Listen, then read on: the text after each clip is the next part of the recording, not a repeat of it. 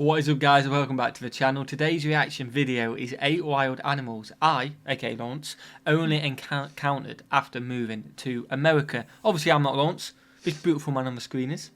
I'd say you're quite beautiful too. Oh, thank you. I never said I weren't, but thanks. Right. I'm joking. Smash the like button for the Lost in the Pond video. What is the like goal for today? 3,000 on the dot. 3,000 on Lawrence. the dot. Get Lawrence. smashing that like button. And what happens if you hit the like button today? Lawrence will love you. Lawrence will love you. Yep. For the rest of your life. Depends how old you are. It's like a 20-year guarantee. And it depends what you do. Like, if you're going to kill someone, don't do that. But you don't love you anymore. We don't condone that. Yeah, we don't condone that. Smash the like button, guys. Smash the subscribe button. 8 wild animals I only encountered after moving to America. We've seen a couple animal videos, haven't we? There's some badass ones. There is. I'm ready But for these are this. ones Lawrence has actually physically encountered, I'm Seen, guessing. yeah. So, maybe they're not as badass as potentially maybe. Bears, probably on the list. At national parks, do you reckon? Yeah, I reckon we've seen the bears. Maybe alligators as well. Yeah, it's only 6 ready to go. Only 6 to go. We'll see if we've got them right. High five. You did it, not me. Let's go. Until the tour guide just casually pointed at the trees and said, oh, yeah, there's 8 bald eagles. What? What? Actually, that's amazing. Show me, make them fly. They're not remote controlled. They don't work like that.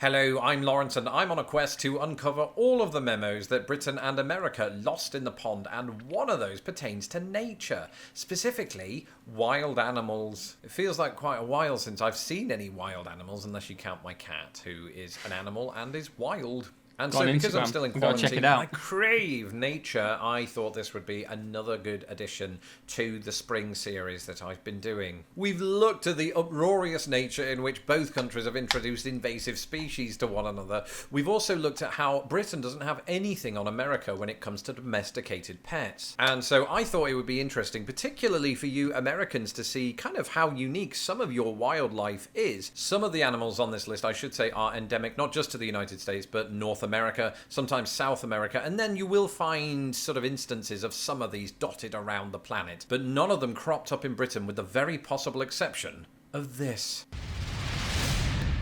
Raccoons. The only real experience I had of them growing up in England was playing Super Mario Brothers 3, and that doesn't really count. So I was thrilled to bits to discover that they're a real animal, and they definitely exist here in North America. Just leave your bins out for 2 weeks, and then you'll discover them, although in Britain you don't get a choice over that duration. Whenever I hear about raccoons from Americans, right, it's usually in the context of what utter pests they are, you know, going through your trash and stealing your discarded receipts. That's what's like a and then move, isn't assuming it? your financial information. But aside from all that, they are quite adorable. I mean, to look at, right? They've got these huge bushy tails, which is always fun, and they're amazing. But it looks like they have been slightly distributed around the world, or at least introduced. And while I did hear that some of them were introduced to Britain, that's got nothing on Germany. Look at this map.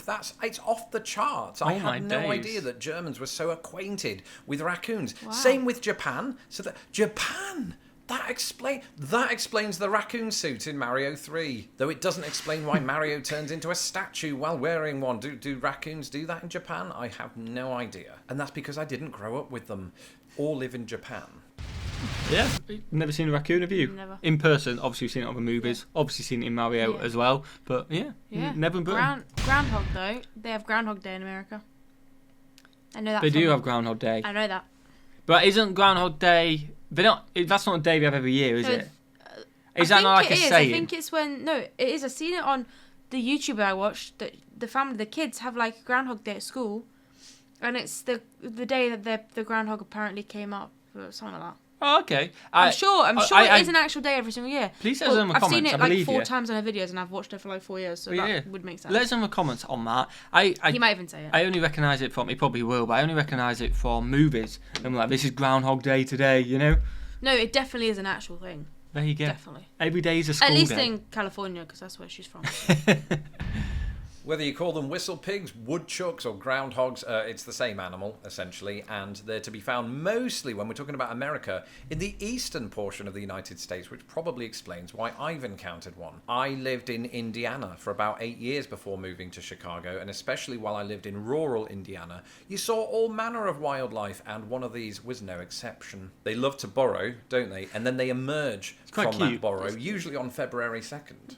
They time it to the T. I'm joking. I don't think this there's any science behind that. But of course, February 2nd in the United States and Canada is Groundhog Day, right? And I'd heard of Groundhog Day only in the context of the film with Bill Murray. I didn't know it was an actual thing, which goes back to apparently the Pennsylvania Dutch, who were superstitious, and they said that when the groundhog emerged on February 2nd, if it saw its own shadow, because, you know, the weather was clear, then that would mean that winter would go on. But if it didn't, it meant spring was imminent. This has turned out to also not be scientifically sound, and there's absolutely no evidence that it holds true. But that's not going to stop us in this day and age, is it? Done. Even though we have the internet. In fact, no, especially because we have the internet. Tragically, groundhogs have clearly distributed themselves around the continent to form the shape of a flattened groundhog, perhaps as a warning to motorists.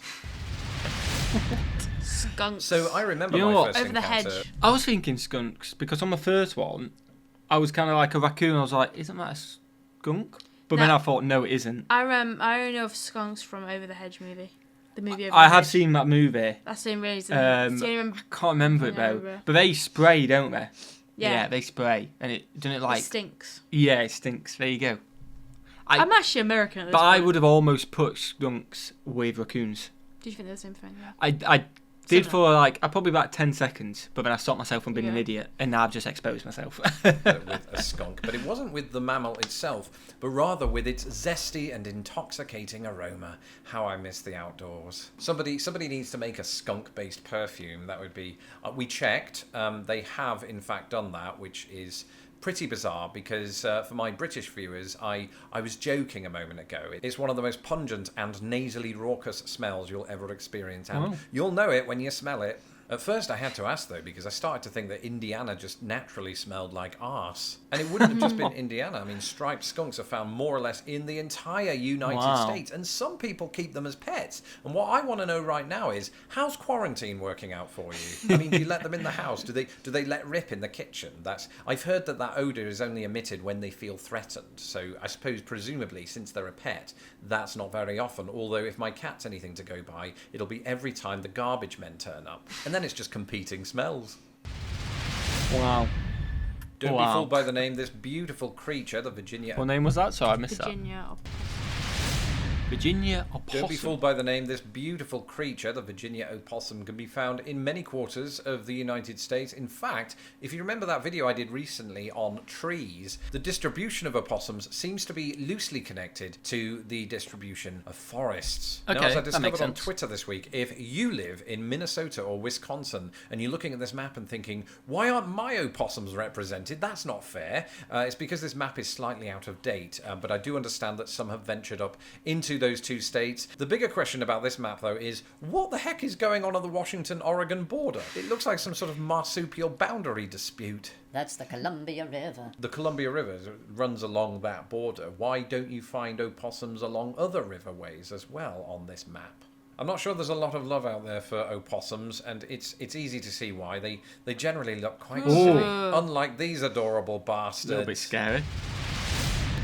White-tailed deer. So just to clarify, deer absolutely exist in the United Kingdom, and just like in the United States, you normally encounter them when you're hitting them with your car. But we don't have the same kind of deer, and when I lived in Indiana, I would see deer quite regularly, just sometimes just meandering through a wood and across a road. It's their own fault in many ways. And in Indiana and much of the east of the United States, and even some of the west, you're most likely to encounter what is known as a white-tailed deer. Why is it called that? Because it's a deer and it has a white tail. In all fairness to them and all deer around the world, they are absolutely adorable, or should that be adorable? Sorry about that. And our next entry is no exception. Mule deer. Mule deer. That's the other really prominent... I swear, these little cop-outs... No, I think it's a different kind of deer. Oh, no, definitely. It's one's a white-tail, one's a mule. But we had a comment. What video was it? I can't remember, but I think a mule deer is mixed with another animal. It's half deer, half something else. Half mule. Yeah, I think it is. It might be. I think it is. It's where the mule and the deer have their little friendship. Yeah, it was the bird sounds. It was different bird sounds. That was a cop-out. A lot of people said it weren't, but it definitely were. This one, I'll kind of let him out. So we reckon it's a mule and a deer. Having the funny business. So what does a mule look like? A mule, that's like a type of horse, I think.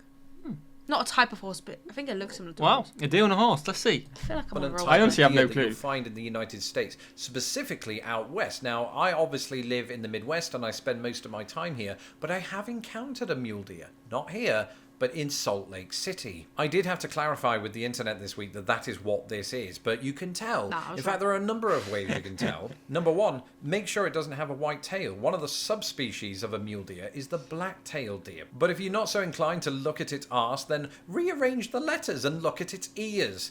Arse is an anagram of ears. A mule deer has some absolutely enormous lugs, just like a mule or Prince Charles.